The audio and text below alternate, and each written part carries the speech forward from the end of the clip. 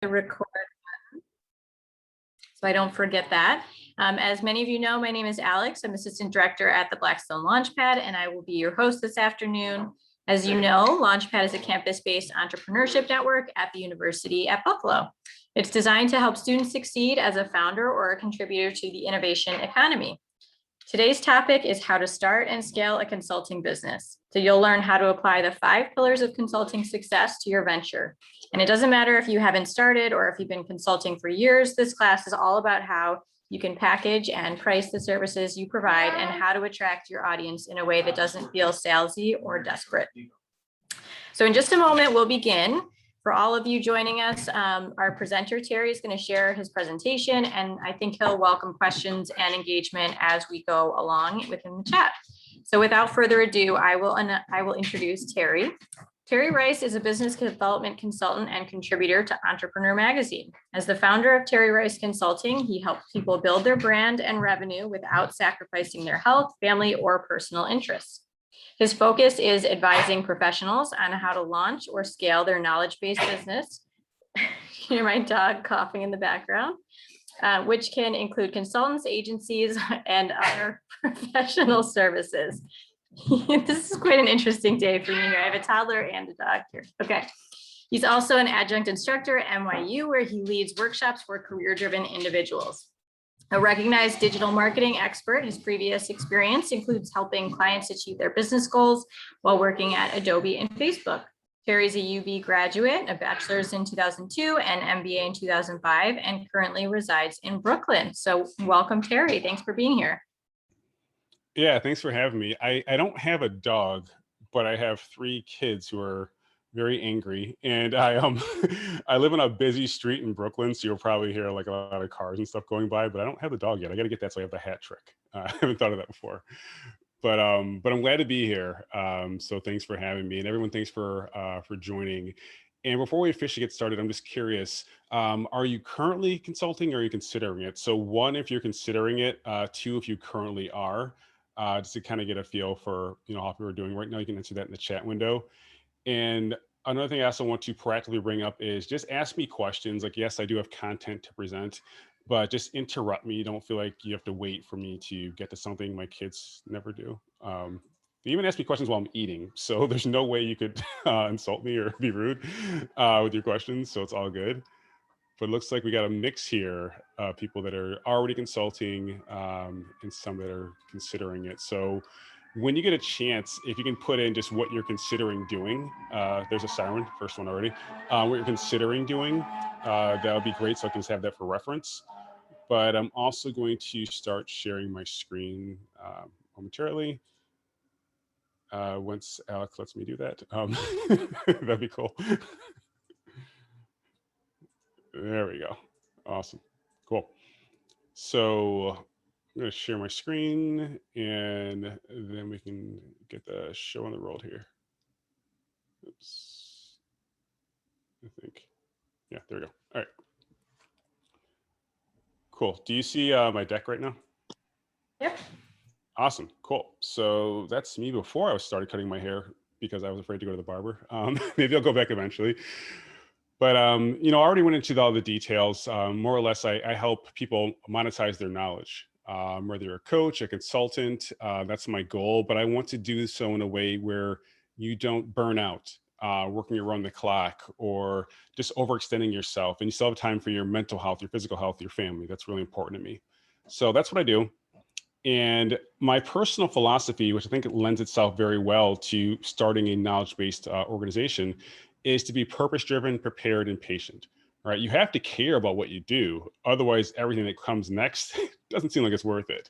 And then being prepared, right? That's you taking the time to learn best practices, tools, apps, routines in order to be successful.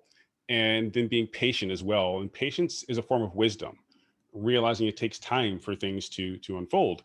But if you try to rush it, which I see way too often, you project lack and scarcity or you mess up. So we don't want to do that, obviously. Might be a good time to screenshot this. Best way to follow up afterwards. Here's my email address, my socials, so on and so forth. I will put these up later as well, but any questions that come up afterwards, please do feel free to reach out. And then beyond that, the best way to apply what you've learned today is this one-page business plan that I've created. I'll give you a direct link to it. I didn't make it before this session that you don't have to download it, but it'll show you step by step by step everything you need to know in order to build a scalable business. And this is directly from, I think it was like MGB 101 or 601 from my time at UB. So yeah, I stayed awake during the class and I got everything down from that. But I see this happen way too often, even with people who have business degrees, is they start a consulting business with no plan. Like, oh, I know what I'm doing. I can help people. It's like, well, the reason why we learned how to make business plans in business school was because they're useful. And you might have problems with your pricing or your marketing. And it's because you didn't take time to proactively think about it in advance. That's why this is so important, right? To have that business plan. But in regards to going into our agenda for today, the first thing is having that entrepreneurial mindset, right? Because you're all experts, in one zone of genius or another, but growing a business is totally different. So I want to make sure that you're very clear on that. And then establishing your expertise. And with this, I don't just mean like social media content, which we will talk about, but it's making people feel comfortable going to you to solve their problems. Obviously, finding clients, really important. You can't grow a business without having clients. I'm going to show you how to attract clients, not how to do cold calling, which I know can induce anxiety and is a low credibility way of building your brand. And then talking about some other income streams too, because your knowledge is a hub. Your knowledge is a hub. There's other ways to monetize it. Yes, coaching, consulting, that's a great way. But I also get paid as a speaker. I also have an online course. I also do mentoring, right? There's more than one way to monetize your knowledge. So let's talk about that as well. Cool. But the very first thing is your mindset. And this one's really important. You judge yourself based on what you are capable of doing. However, other people judge you based on what you demonstrate. So your website, your LinkedIn activity, do you have videos, or you're on podcasts, blogs, all this other stuff. So in essence, your personal brand, because being an expert is a prereq. You're supposed to be an expert, right? So the way that you grow your business is by showing your personal brand. And the best way to do that is through the content you create, the podcast you're on, so on and so forth. So we will go into that as well. All right. But I learned that the hard way because, and just, taking a step off the script here, when I started consulting, I had just left Facebook. So I'm an expert at Facebook ads. And it was still hard for me to get clients because I didn't have a personal brand, right? All I had was Facebook. So creating this content, YouTube videos, podcasts, all that stuff's important, even if you are an expert, because that's a prereq. And I was really shocked. I'm like, I have a Facebook sweatshirt on right now. Like, why will you not hire me? And it didn't work. So just be aware of that stuff. And that's why I want to walk you through the 5 pillars of consulting success. And this is directly related to how I messed up in the beginning. So as an inverse, this is how you'll be successful. And it goes like this. The first thing is clarity and vision. Getting clear on what you do, who you do it for, how much you're charging, your services, as well as your vision for your business. What do you want to do 2 years out, 5 years out, so on and so forth? Because when you have a vision, you'll be willing to go through all the challenges that are associated with achieving it because you know what's in store for you. But if you're like just kind of going through the motions, like, I don't know, I just want to do some consulting. It's like, well, look, this is kind of hard. What's in it for me? Oh, I have this vision. I know why I'm doing this. So really important to establish that. And clarity is the precursor to confidence. So once you have that confidence, you can move forward through all these other steps. The next one is business process. And for some of you, you might be all over this. You're like, oh, this is great. Let's dive into like tools, apps, workflows. Some of you are like, I don't really want to do this stuff. Either way, you have to, because using the correct process allows you to spend more time in your zone of genius and less time doing boring admin tasks that waste your time and talent, right? So it's something as simple as using a tool like Acuity to schedule your phone calls, right? Setting it up initially, yeah, you have to go through some workflows, but once you're done, you're done. And instead of me saying, hey, Alex, when do you want to talk next Friday? Oh, late afternoon? Okay, sounds good. By the way, what do you mean by late afternoon? Is that PM, 6 p.m., 5 p.m.? Like, what do you mean, right? You're just saying, hey, look, here's my availability. You let me know what works for you. And if Alex changed her mind, she can just push a button and change what time she wants to meet. If I don't do that, we're going back and forth talking about talking. And I hate doing that. Right? Let's talk about how we're going to talk. Like, no, let's just like push some buttons and we're good to go.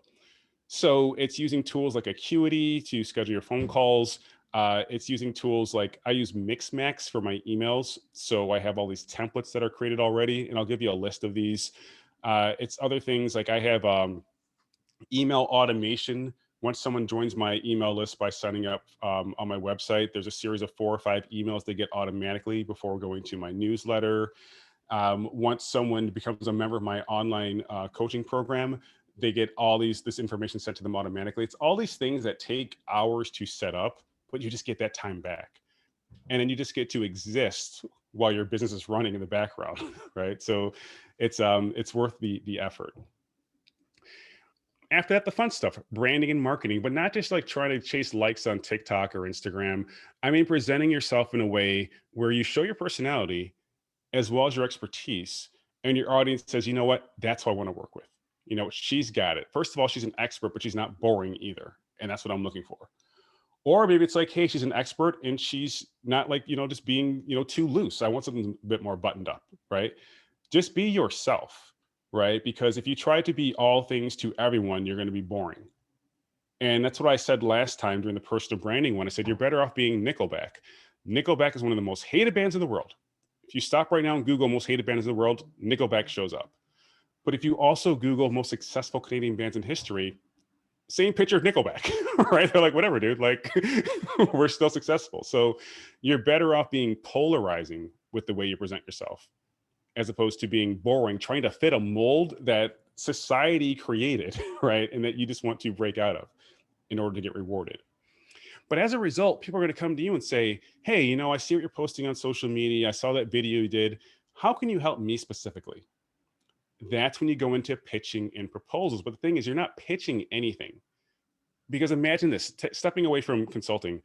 Imagine you went to your doctor and you told her that you were under the weather and she just handed you a prescription. You would say, well, do you want to talk first? Like, can we wrap a little bit? So that's not how you pitch your services either. You ask questions, you diagnose challenges, and if you have a solution, then you prescribe it. That's what you're doing when you're doing quote unquote pitching, right? So there's no desperation. They're saying, okay, let me see if I can help you. If I can't, let's stop, right? I don't want to feel pressure to try to conform to something I don't want to do or I can't do. Let's just walk away. And then with the proposals, you're getting a yes on the phone or on the Zoom, however you want to do it, right? You're getting a yes while you're talking to the person. I'll show you how to do that later. And so there's no anxiety. Like that's why 90% of my proposals get approved, because the person said yes on the phone. Now they might have checked their credit card and they're like, oh, actually I can't do that. And that's fine. That life gets in the way. But I know the majority of the time my proposals get approved. So it makes it so much easier. Then lastly, fulfillment. 2 parts of this. First of all, it's you delivering on the promises you made to your clients. The best way to grow your brand and your revenue is to follow through on your promises, because then you'll grow through testimonials and referrals instead of sales and marketing. But it's also self-fulfillment. That's you not being miserable. That's you still maintaining your mental and physical health, right? Whatever you enjoy doing, you're still doing. Because what's the point of making your own schedule and hating it? You kind of brought that on yourself, right? So if it's 3:00 and you're like, great, now I got to talk to Mike. You should have never worked with Mike. That was your fault. So when you're talking to Mike, if you got a bad vibe, just say, hey man, can't do it. And I see there's a Michael Murphy on the call. I'm not talking about you, Mr. Murphy. I'm just kind of just generically throwing out the name Mike.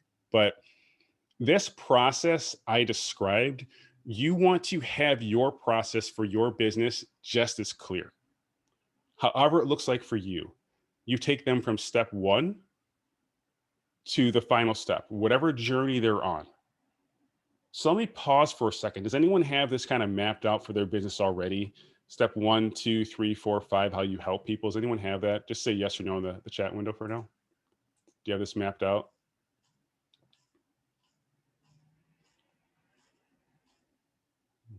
I'm going to take silence as a not yet, which is not yet. It's all good. No, you're fine. Not complete. I hear you. Nope. I like that. That was a very confident no. Nope. I dig that. Yeah, and that's fine, right? But this should be on your list. And some people are like, hey, I don't want to have a process because what I do is very creative. Every situation is unique. Yeah, I got that. I hear you. But the benefit of process is it allows you to be creative, yet still reach your desired outcome. So pretend you are going to like a dance competition, like a tango competition. There are certain moves that are associated with the tango. And so long as you're doing that, you can do whatever you want. But if you start doing like the electric slide, someone's gonna say you clearly lost because that's not the tango. So the benefit of process is you can get as creative as you want within that process, so long as you don't do the electric slide, right? So establish a process and then augment it to fit the unique needs of the situation. But you can't just be winging this stuff, because that again, that clarity is the precursor to confidence, and it's going to come up later, right? So that's step one. The next one is being very, very clear on your target audience. And I see this happen way too often. I'm like, okay, well, who's your target audience? Well, it kind of depends. I do digital marketing and email marketing for really any company that needs digital marketing. I'm like, okay, well, that's like every company in existence right now. Like, how do you stand out in that crowd, right? So you want to be more specific about who you help, because that term, the riches are in the niches, it actually is true. Yeah, I say niche, but that doesn't rhyme with rich. But either way, so it is true. So you want to be very clear about your target audience, and then just do some research on them as well. Before you start selling any services, do research on your target audience, right? So, for example, one of my clients is a sleep health educator. Actually, she went to the University of Buffalo and she did a talk last week. Soda. I'm not sure if you guys know Soda, but Yeah, she's amazing. soda. Yeah, yeah. She we work together. So yeah, Soda. She is a sleep health educator, and she'll go on channels like Reddit to the thread for insomnia and like read through those comments to see what people are saying. Oh, I'm going crazy right now. Has anyone tried this drug before? I don't care what the side effects are. I can't sleep. I'm fighting with my wife because she's asleep and I'm not, and I'm just cranky all day. I'm underperforming at work. I don't care what it takes. I just want to feel normal. Soto will read those comments and just learn about her audience and can be more empathetic and say, hey, look, I know what it's like. People think you're rude or under recovered, you're having challenges with your marriage.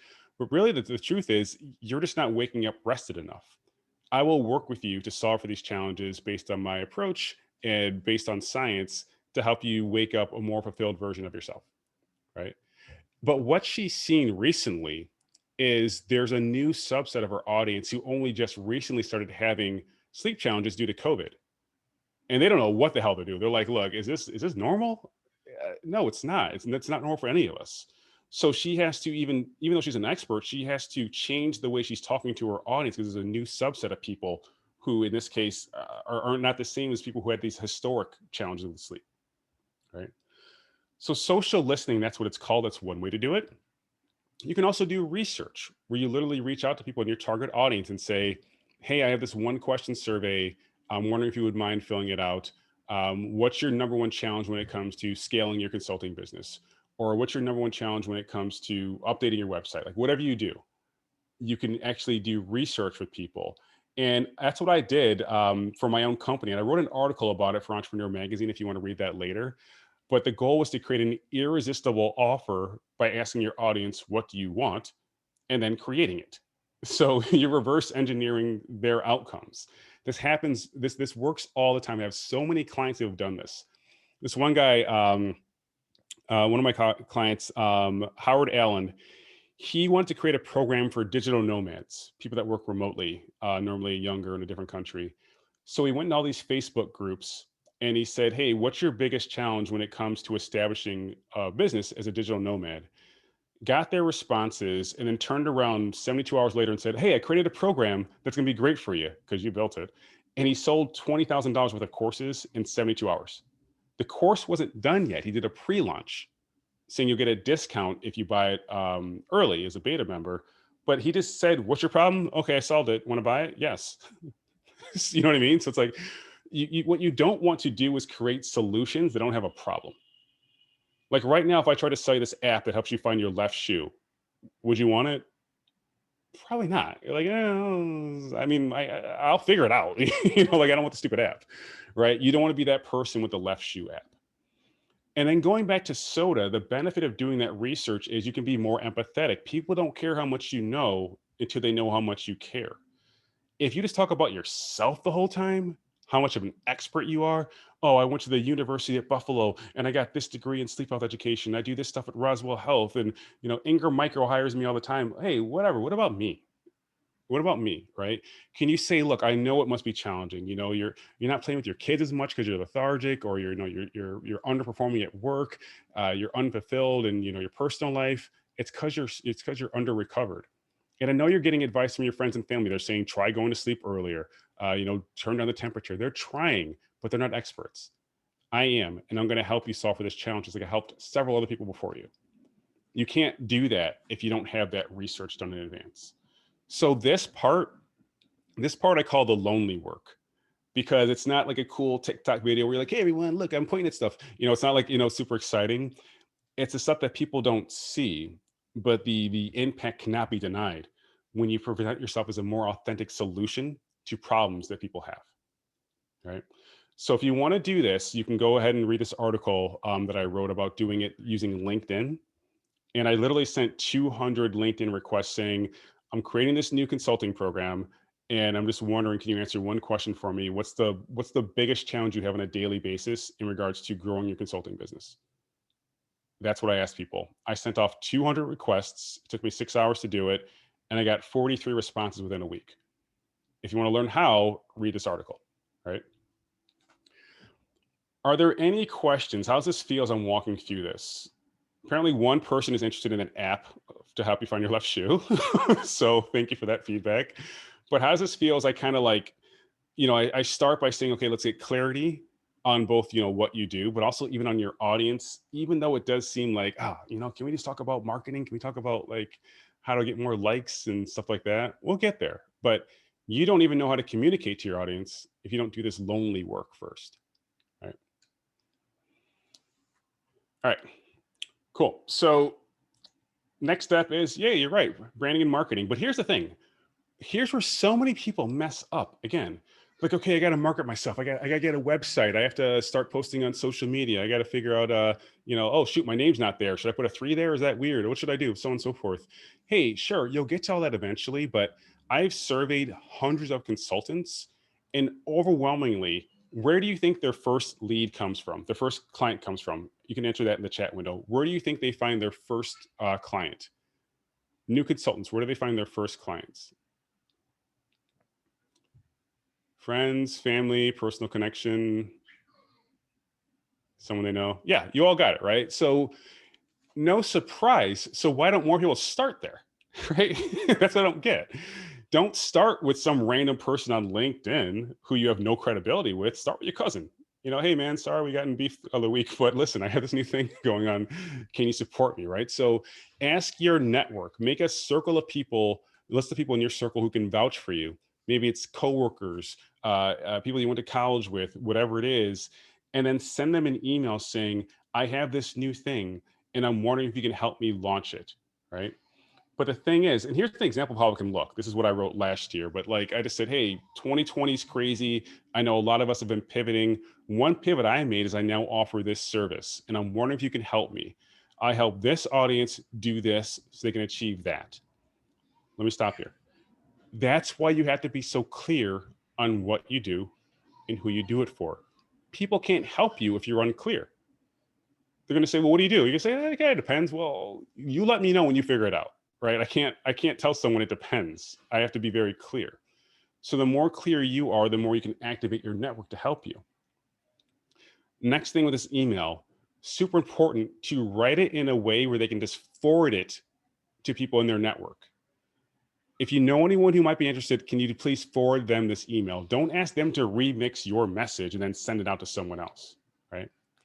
You can do this through email. A lot of my clients have done this as Instagram stories or an Instagram post or a LinkedIn post. So do it on social too. Let everyone know, not just people directly. I would say do both. You can DM people, you can email them, you can just post it on social, but just activate your network, because again, the easiest way to find your first clients is through your network.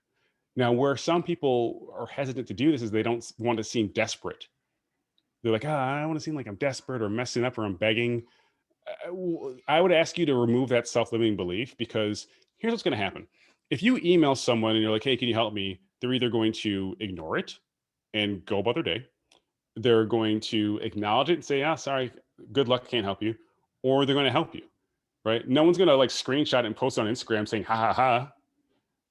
If they do, there's something wrong with them, right? But that's what goes through our head. Oh, what are they going to think? Who cares? They're going to think something for a minute. Then they're going to eat a sandwich, right? It's not like they're going to be thinking about that all day. But what you can do is hold yourself back from being successful because you're not activating your network. And in those moments, in those times, you're like, oh man, I'm going through. It's taking forever. At least you know that there's an audience of people out there who have your best interest at heart and are looking for opportunities for you. So please be sure to do that. Here's the next thing. And I found this out when I first started doing consulting in 2015. The best way to grow your brand and your revenue is to partner with a third party that already has access to your audience. So on mine, I did digital marketing consulting, and I was a member of the Brooklyn Chamber of Commerce. And I realized they always did these free workshops on how to find a retail business, on tax law, on all this relevant stuff for small business owners. And I said, hey, can I do a workshop on digital marketing for founders? And they're like, yeah, sure. We'll promote it to our list and you can come in here. You have the conference room. It'll be amazing. We're going to have bagels, juice, and coffee. I was like, wow, I didn't know there's going to be snacks, right? So I did that. I show up, there's like 50 or 60 people just waiting to hear me talk. And I was like, well, hell, this is much easier than me going on LinkedIn or Instagram saying, please, someone paying attention to me. I had a third party do it for me. And that's the same process I've repeated for years. And I teach my clients how to do as well. So what you want to do is have some kind of relevant topic for your target audience, whatever it may be. Let's pretend you're a financial consultant. It could be, all right, well, here's the top 10 personal finance tips of 2021. Or here's 10 common mistakes people make with their personal finance, whatever it is. And then pitch that to an organization that already has access to your audience, right? And then from there, provide some kind of reason for the audience to follow up with you. So I have some examples here. Maybe you're like a coach for parents, mindfulness practices for working parents, right? So Alex, I saw you chime in there. Like I saw you perk up, right? Like, please help me. Like, how do I deal, right? Or e-commerce in the new normal, why your creative strategy must change. Like whatever it is, the title should just really just leap out to your target audience to the point where if they walked by a magazine rack and that magazine was on the cover, of the magazine, they would stop and pick it up. But if you do that, if you pitch mindfulness practices for working parents and you pitch that to like there's this Park Slope moms group near me in Brooklyn. So any like mom group, let's just say that to make it more ambiguous. Hey, you have 400 moms in your group. I got this talk that I think will be really good for them. It's how they can be more mindful throughout the day and just, pay more attention to their kids, even though it's like we're all stressed out, but just how to be present in the moment because time goes by so quickly. You're going to blink, they're going to be out the house, so on and so forth, right? And then they get all these moms to tune in. You deliver your talk, but in the back end, you're selling coaching services. So whatever makes sense for your audience, the talk, and the organizations they belong to, here's some examples. That's what you do. We will get to social media content, but hell, you know how much easier it is, first of all, to build your social media followers by doing this? If there's 400 moms that tune in, and you're like, hey, follow me on social, follow me on Instagram. Great. Now you just got 150 followers or 200 followers in one big pop instead of you begging someone to pay attention to you, right? So how do you present this? You just say, hey, I'm reaching out to you. Do you see if you ever bring in speakers? I serve this audience, which it looks like you do as well. And here's a talk that might be a good fit. Would you like to talk about that? If so, you can book a time with me here. That's a link to your Acuity calendar or Calendly, whatever it is. And then from there, you go on your merry way. So some of you might say like, Terry, that sounds cool, but I don't like public speaking. Hey, guess what? Right now I'm talking to a computer in my apartment. So now's the time to get involved in public speaking if you don't feel comfortable doing it because so much stuff is remotely, right? But if you do this, you'll get so much more feedback from your audience too. Because they're going to ask you questions. They're going to say, hey, you talked about this, but what about this? Oh, I've never heard that question before. Great. Now I know that question comes up and I can deliver that content to my audience as well. All right. So if you do this, everything else becomes easier. If you meet someone because they've discovered you through a friend, a family, acquaintance member, or acquaintance, or because they heard you talk, they're much more likely to reach out to you and say, "Hey, how can I work with you?" Right. So let me stop talking for a minute here. How's this feel based on what we're going through right now? Is it confusing? Does it seem hard? Is it easy? Like what's going on?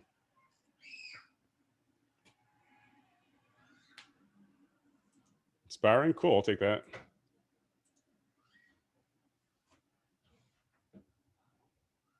Let's get one more response here because I had to drink some water, so I need to stall for a little bit. Interesting. Cool. Sounds vaguely positive. Cool. Thanks, Michael. Celine, very clear. Cool. All right. So seems doable. Good to hear. All right. Now let's move on to the part where you're like, okay, cool. How do I create social media content? I hear you. We'll start with content in general and then move on to social media content. But the question that comes up all the time is, what do I write about? I have no clue what to write about. And I talked about this during our personal branding webinar as well. So if you saw that one, this would be a bit of a review. I don't want to call it a repeat because a review is a better word. But really, the first thing you want to do is just think of 10 questions that your audience has and then answer them with content, right? And the thing is, if you can't think of 10 questions your audience has, that tells me you have to do more research. It tells me you're not clear on your audience and their problems. If you get stuck, if this takes you more than half an hour really to think of the top 10 questions, that tells me you don't have a clear handle on your audience and you need to stop and then go back and do some more research. And one way to do it is to like put in your audience, like say common questions for whatever, like literally Google it because someone else already made this list before. So like Google top 10 digital marketing questions, top 10 parenting questions, top 10 whatever questions. Start there, but just make sure you have that established, then write your own content to answer those questions, right? But you can't just do that basic Q&A stuff. That's not how you build a personal brand, right? The way you build a personal brand is by having a personality. And that's why I like comparing The Rock and Vin Diesel, right? They're both action stars. They're both racially ambiguous, right? They're both wearing black, t-shirts in this case, but their personal brands could not be any different. I can't tell you much about The Rock's personal brand, or sorry, about Vin Diesel's personal brand, to be honest. I know he used to be a bouncer in New York City. Now he's not. That's where I left off with Vin Diesel, right? But The Rock, I'm sure a lot of you are familiar with him, so on and so forth. They're both very successful, by the way. They're both like multimillionaires, but they just have totally different personal brands. So the way that you can create your personal brand is to create content that reflects that. And what I want to show you is this content marketing matrix that will teach you how to create your personal brand through consistently talking about the same content. So it goes like this. On the left-hand side, you're going to talk about your area of expertise. You're just going to write down some ideas, not full posts or content, that relate to your area of expertise, whatever that might be, right? And it can be an image, it can be a video, it can be text. It's up to you how you want to express that. Next column, updates to your industry. Oh, there's this study that came out that said of people that are doing that are not doing homeschooling, the majority of them are not working full time. So more or less, the people that are doing homeschooling, they're not working full time. The ones that are sending their kids to school, they are working. I actually saw this. This is a real data point. If I'm that mom coach, that'll be relevant information saying, if you're going through it, maybe it's because you're still working full time and your kids are at home. So it's even worse, right? That's what I'm doing right now with 3 kids under 5 years old. So this is just data that you can have to show that you're on top of your industry and then put your own spin on it, right? However you see fit. Or if you're a digital marketing consultant, wow, that new update to iOS 14 is really causing some challenges with the tracking. Here's my take on how to deal with it. The next 2 columns are up to you. It's your personality. What are your interests? What are your habits? What are your hobbies? Now, on my end, it's going to be mental and physical health for one of them. And the other one's like my personality and my personal life, right? So I talk about my kids a lot. I talk about things that I find to be ironic or, or one way or another. but I always try to tie a business lesson back to it because I'm a business development consultant. But this is the part where you might feel like you should hold back. You're like, oh, should I talk about how I like knitting or how I'm really into meditation? Well, yeah, because maybe meditation helps you become a better consultant. It helps you really think about how you can help people, right? You can tie it back to a business outcome. For example, my daughter Lena lost her first tooth like I was like 4 months ago, and she's like, Dad, when I wake up, I want to find $1 under my pillow. And I'm like, Lena, look, there's no tooth fairy, there's no Santa Claus. Like, I'm not doing any of this fantasy stuff. I'm too busy with COVID, right? And she's like, I don't care. She's like, just sneak in my room and put $1 under my pillow when I'm sleeping. That's fine. And I was like, oh, she doesn't care about the process. She cares about the outcome. But far too many of us talk about the process on our website. I do this and I do this and I do this, not nearly enough about the outcome. So that was my post on LinkedIn saying my daughter lost her first tooth and I learned a valuable business lesson from it. That's me telling a personal story about teeth, literally. But I turned it into a business outcome. And that's how I established my personal brand as this guy who, yes, is an expert, but has a family, right? A 5-year-old daughter. And that attracts certain people to me because they might also be parents or they want someone who's not like the whole hustle hard, bro, like midnight oil. I'm like, dude, I go to sleep at 10, so there's no way that would happen anyways. So building your personal brand is super important.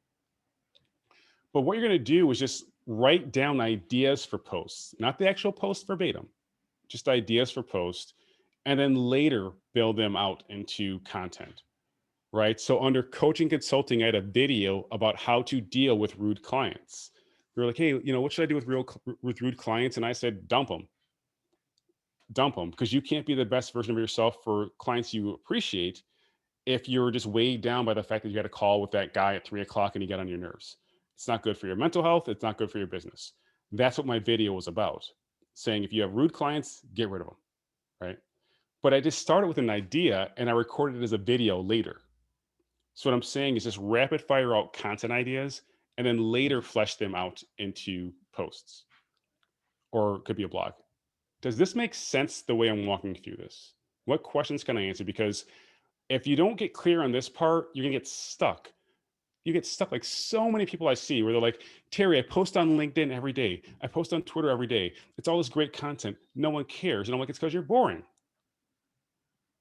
The content's fine, but you are very boring. You're just like, hey, everyone. It's like you can't just have all the how-to stuff, right? Because people want to work with other people they know, like, and trust. I can't know, like, or trust you if all you have is like facts and stats all day long. So talk about your kid losing a tooth, right? Talk about how to deal with rude clients. Talk about a picture of you like exercising in the snow. That's how you grow your personal brand and your revenue. I've seen it happen so many times because that's what gets you on podcasts or on conferences or on webinars. Because like you could be a knowledge-based expert. If you're boring, they don't want you talking to their audience, right? It's like, why would I want you on my podcast when you're clearly boring or I don't even know anything about your personality, right? But being on that podcast, hell, that's a good way for you to reach your audience if you have the same audience. You won't get that opportunity if you're boring. And the sad part is you're probably not boring. You're just not showing that personality through your content. So again, it's that self-limiting belief that's now going into self-sabotage, but not expressing who you are beyond your expertise. So I'm going to stop harping on it, but if you don't get past this part, you're in trouble. That's why I'm going so deep on it. So these are examples of things I posted. You can get the deck later. I'm not going to go super deep into what I've said before. There's a question here. Do I have a conversion rate? How often does a post and the associated reach equate to a new client? I have a conversion rate on my lead magnet, Rachel, which is the one-page business plan that I talked about earlier. I did find out the conversion rate on one post though, if that helps. I had one post that got 14,000 views, 105 downloads, and I sold, I think it was like 7 courses behind it. So 7% 7% conversion rate from downloading. And then view through conversion rate would be 7 divided by 14,000. The click through rate would be 105 divided by 14,000. But if you want to get technical, a view on a platform like Instagram or or LinkedIn means someone had your post in their view for 3 seconds. It doesn't mean they read the whole thing. Same with a video. A video view, it counts after 3 seconds. So you want to like take that with a grain of salt, unless your post can be read in 3 seconds. So that's why. But and then I do on a monthly basis, I can look at my views and I look at Google Analytics data to see how many like visits I got from LinkedIn, Instagram, Twitter, how many backed into converting from to a download. And then also when someone reaches out to me saying, "Can I pay you?" I'm like, "How'd you hear about me?" So for my larger ticket items, I have a very clear understanding of what that looks like.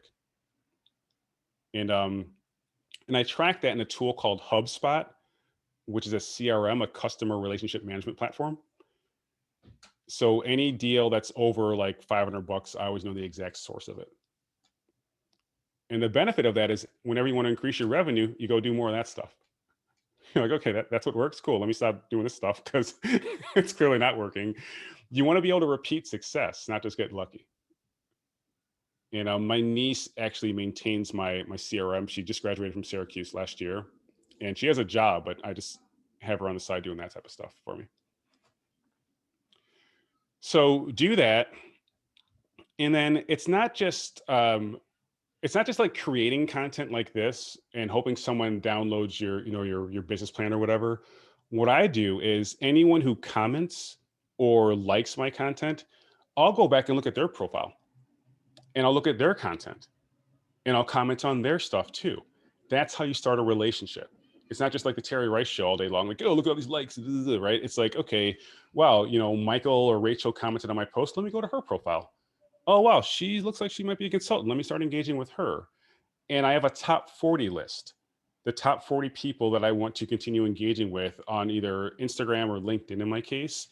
I check 4 of them per day. That way I never go more than 2 weeks without checking in to see if they posted recently. Right? Because if you're just only writing content, you're just talking, you're not engaging. And that's the point of social media. So I highly recommend that. Don't just like blast stuff out and say, okay, let's see what happens. Like actually have a list of people that you want to work with. Right? Question is, how would you recommend addressing mental health in my posts? I feel like I'm glad to see that 2020, for many people, removed the stigma from mental health because we're like, look, we're all going through it. It's not like, that unique anymore. And I address burnout a lot. I address self-limiting beliefs.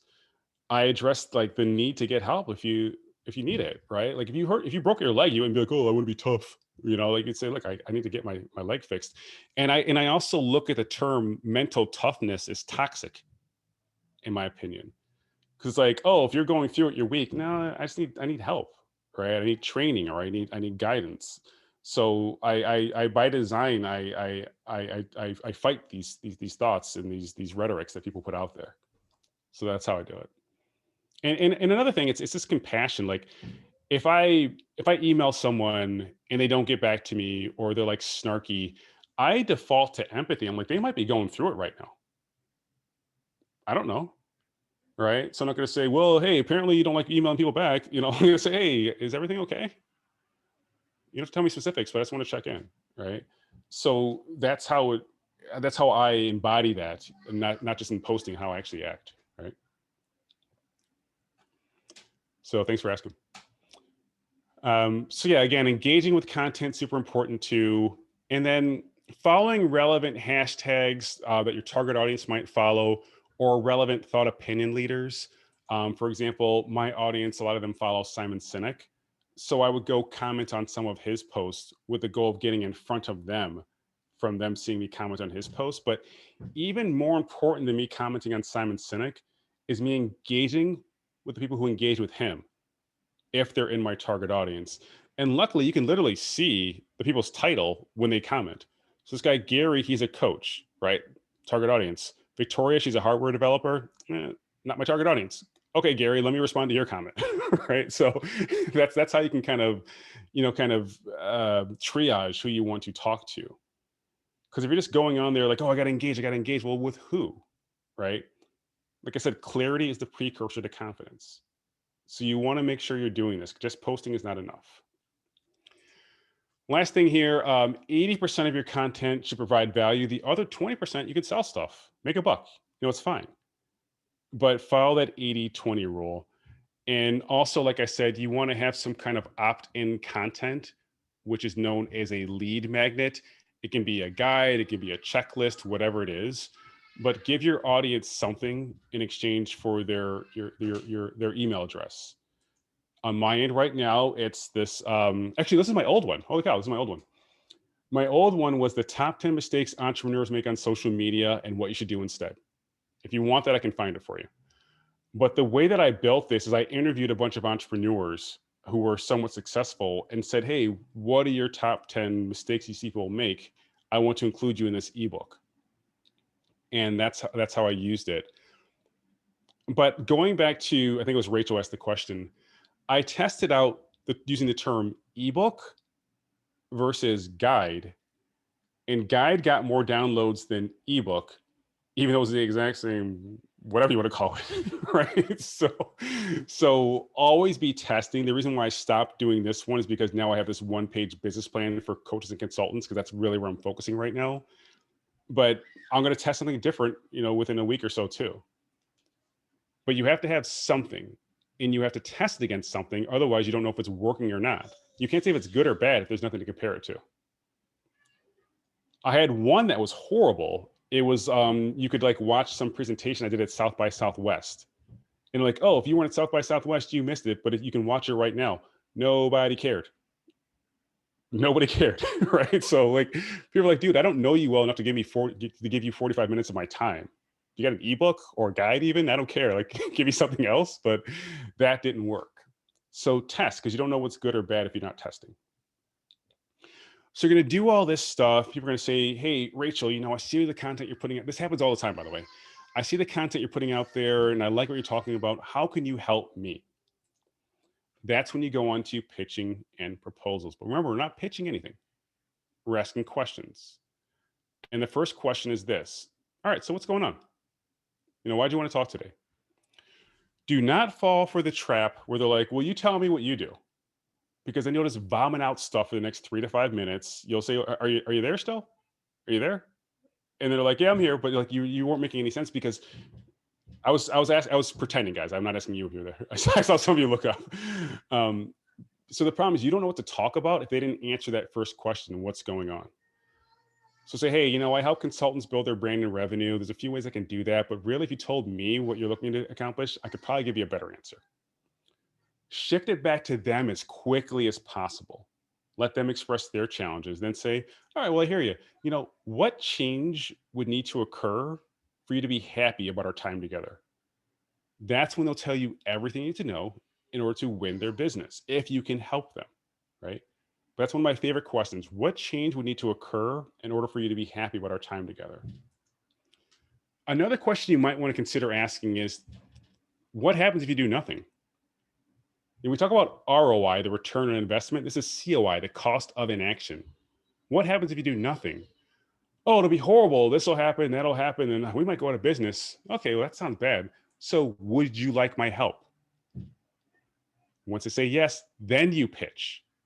But you don't pitch. You walk through exactly what we talked about earlier, that process.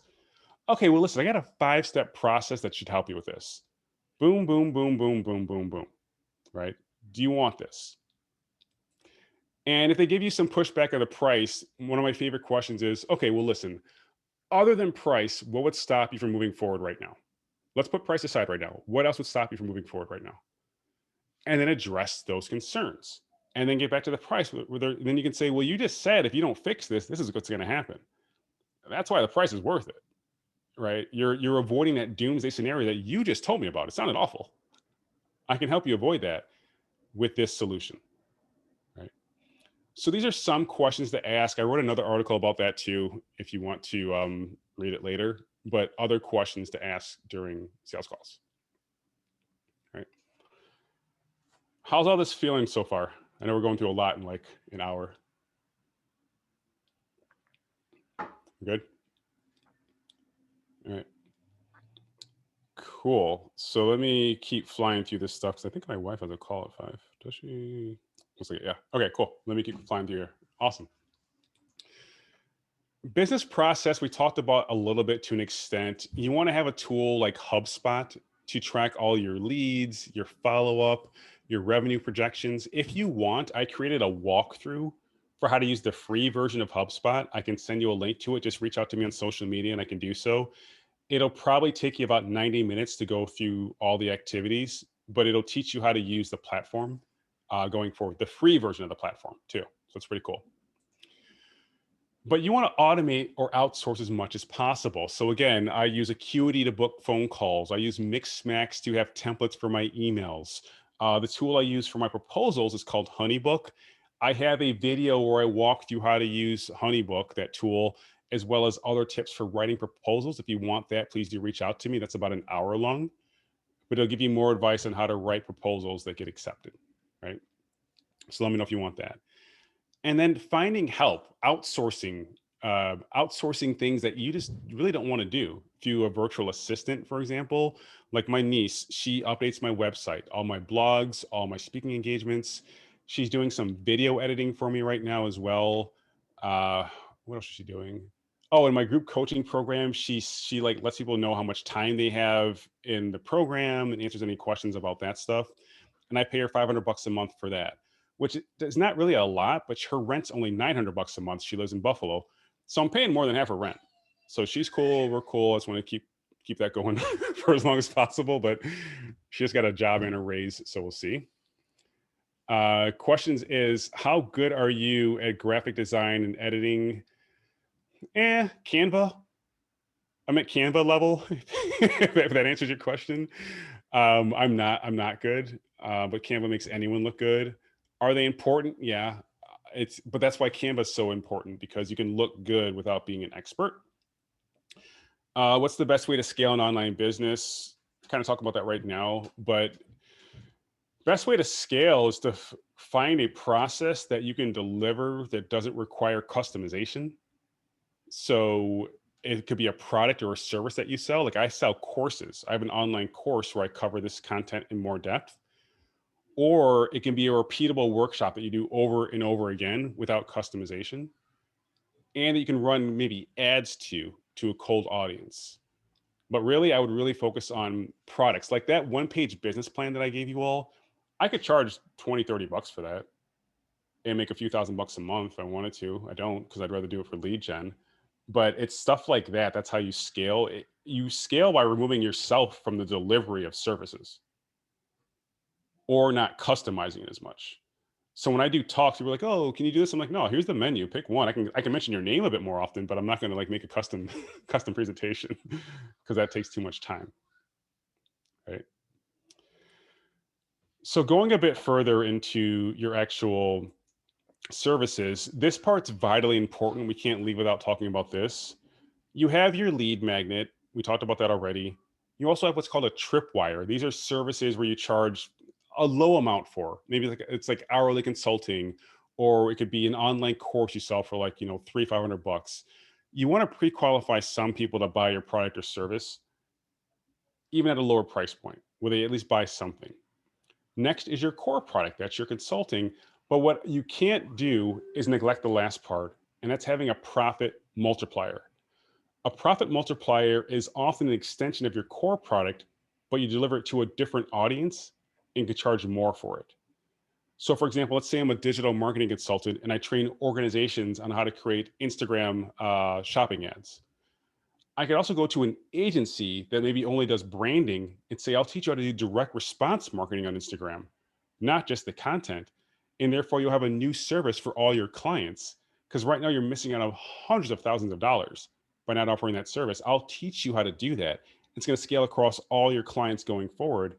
That's worth way more than you training one small business how to do the exact same thing. So, what I'm asking you to do is just amplify your capabilities by looking for other opportunities to scale your knowledge, because the way that you increase your revenue is to solve more expensive problems. So an organization that can't offer that service is going to feel it much more than a small business who doesn't know how to do it. So solve bigger problems. That's how you increase your revenue, right? Cool. So with your service offering, you want to have that tiered. And by that, I mean different levels. Because if you only have one offering, the only thing they have to say no to is everything, right? So you're going to say, all right, well, I can do a workshop, in this case, how to audit your digital marketing campaigns, or I can do the audit for you and give you recommendations. Another option is to implement this stuff for you and train your team how to do it. And I can also stay on to do ongoing support. These are all different price points for these things. They're going to say yes to something and say no to the rest of them, but they feel like they have a decision to make. You're not just saying take it or leave it. So make sure you have this tiered offering available to your clients as well. However that looks for you. Next up, pricing. I'm just going to stop sharing and just talk through this. So with your pricing, you want to do some research. And that research is going to be based on four things. One is some competitors put their pricing right on their website. Just Google it and see what happens, right? Also, there might be some kind of industry report. Oh, the average digital marketing consultant charges this much. See what that amount is. You can also ask other business owners how much they paid for the same service. If you know someone who also hired a financial consultant, you could say, well, how much did you pay for that, right? And the last one is once you grow your network, you can ask other people, other consultants, hey, how much do you charge? You know, we both work with this audience different way, but like, what are you charging? And that will give you an idea of what your rate should be as well. So I'll repeat, one, just Google it, look for an article. Another, look at competitors, see how much they're charging.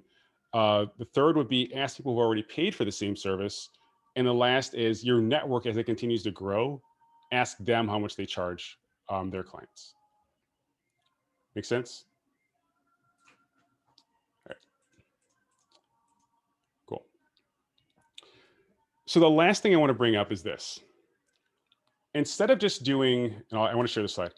Instead of just doing consulting more one-on-one, even if it is an organization, you can also do group coaching or a group mastermind.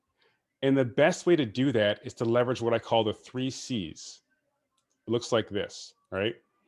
You can have a course, just like I do, an online course that's all on demand, all self-serve. You sell that for whatever, $600. You can also offer coaching to a group of individuals where over the course of 12 weeks, you walk through all this content, but they also get the course as the core content that you're going over. They watch that independently, then meet with you every week where they can ask you questions. That way you don't spend a lot of time explaining basic things because one person doesn't get it. I'm joking, but you know what I mean? It's always frustrating was that one person is like, come on, man, like, how come you don't get this? You can all watch the videos by yourself independently. And if you choose to, you can also offer consulting, which is more white glove service, where I'll help you come up with your own solutions to this. I'll help you write content, whatever it is. That's at a different price point. So the benefit of having that course is you can sell it independently. You can use it as the core curriculum to your coaching program. And you can also use it with your consulting work as well, but offer bespoke advice along with it. And here's an example of how you can just price that out. So again, the course is $600, coaching's, I don't know, $3,000, consulting one-on-one's $9,000. Consider this too, especially if you're new, because you'll get feedback quicker. If you have a group of people that you're coaching over the period of time, you can charge them less, first of all, because it's not one-on-one service. But then beyond that, you'll get feedback from, let's say, 5 people, charging them all, let's say, I don't know, $1,000 a month, instead of charging one person $9,000. You can make more money. You'll make $15,000 as opposed to $9,000. But you'll get feedback from 5 people and testimonials from 5 people as well. That's why I like the group coaching model, if it's a good fit for you. So what's the biggest difference in the value proposition for both the coaching and consulting services? So if it's group coaching, the biggest difference is it's not as much one-on-one work in time. And that's why I do group coaching. I don't do individual coaching right now. But for some people, they're like, look, I want white glove service. I don't want other people in the room on the call. I just want it to be you and me. And I want you to sit down and actually help me write out whatever I'm doing, like, my plan for whatever. That's the biggest difference. And let's get more technical. There's a difference between coaching and consulting. coaching is when you ask someone questions to help them pull the answer out of themselves, right? I can say, well, Bruce, what do you think the value add is between coaching and consulting? What do you think? And then eventually you might land on it. Consulting is me telling you, hey, Bruce, it's this, right? So both of them are very valuable, but the terms get used interchangeably. That's why I want to kind of stop and bring that up, because like there's a lot of life coaches. There aren't too many life consultants, because coaches usually try to pull the best out of you, not just tell you what to do with your life in that case. So with coaching, you're kind of guiding their knowledge, but with consulting, you're offering your own knowledge. Yeah. So with consulting, you also have to be a subject matter expert. Yeah, definitely. With coaching, you can be agnostic to an extent, because you can still ask people how to pull the answer out of themselves. With a consultant, if you keep on thinking, if you're just making stuff up, it's like, dude, you should know how to do this stuff, right? Mm-hmm. So that's why I focus on consulting, but I think the best coaches or consultants have a blend of both. Because like I might say, hey, Bruce, here's how you do this. You might say it's kind of hard. I'm like, okay, Bruce, I get it, but like, why do you want to do this in the first place? Because of this. Okay, well, that's why we're doing it. So that was consulting, but then I brought in coaching if there's a challenge with you moving forward. And that's why when I consult, I focus so much on mindset. Because I can say, here's how you do this stuff. If you're like, hey, dude, that's kind of hard. I'm like, well, it's mindset, dude. Like, that's why that's why you have to be in the right, have a growth mindset, not a fixed one. Thanks. Yeah, no problem. Cool. So let me wrap things up here. Next steps here is to do that research on your audience. Please create solutions for their problems. Don't just create solutions that don't solve any, and outline your process. Get in front of your audience as much as possible, offline and online. Ask for referrals from your network. And then lastly, focus on providing excellent service, but not at the expense of your mental or physical health or your other outside interests, right? Super important. Last thing here, best way to apply all this knowledge is to download that business plan. I can give Alex a direct link to it. That way you're not stuck joining my email list if you don't want to. And then please do keep in touch, because I would love to continue the conversation here. Awesome. Thank you so much. Any final questions from the group?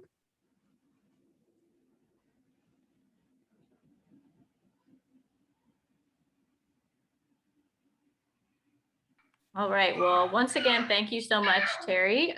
Greatly appreciate you sharing all this information with us. And to our audience, thanks so much for tuning in. We have another workshop coming up tomorrow, March 25th at 5:30, about how to build your financial projections for your startup. You can also catch Terry back here with us on April 28th at 4 p.m. for the 3 Ps, purpose, patience, and prepare. And you might have seen some of our awesome events and competitions coming up in our intro slides. We have the deadline for Empower Pitch, which is for our students that identify as female venture leads. I believe the deadline for that is also tomorrow by 11:59 p.m. EST. And as always, you can sign up for venture coaching and experts in residence coaching virtually. We have our link in our link tree in our Instagram bio. And as always, check out our e-newsletter and social media for any upcoming events. So with that, we'll say good afternoon. I'll go check out the Play-Doh that's been rubbed into my pillows during this event. So lots of fun things happening. Awesome. Well, thank you again for this opportunity. I got to go check out what kind of mess we have over here, because I bought my kids artificial snow. I don't know if it's a good idea or not, but we're gonna go find out. So thanks everybody. Any questions, please do reach out. I'll put my LinkedIn here again. But this has been great. Also, any of those tools I mentioned, the HubSpot walkthrough, I can send it to you, as well as that webinar on pitching and proposals. Reach out to me. Happy to send it to you. Awesome. Thanks, everyone. All right, thanks. Take care. Thanks.